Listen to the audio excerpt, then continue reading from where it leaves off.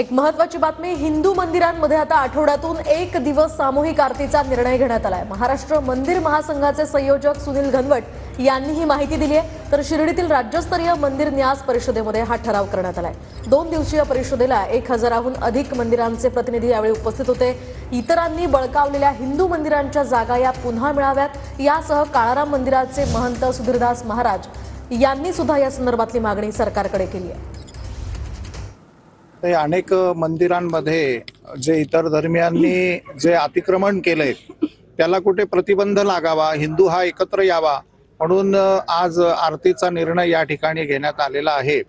वक्फ बोर्डच्या संदर्भाने मी स्वतः जॉईंट पार्लमेंटरी कमिटीच्या समोर दिल्लीला जाऊन 3 वेळेला आम्ही आमचा जो से आहे, साधारणतः महाराष्ट्रामध्ये 1400 प्रकरणं अशी आहेत की जिथे मंदिरांच्या जागा या बळकवलेल्या आहेत। त्या संदर्भाने मीटिंगमध्ये अनेक विषय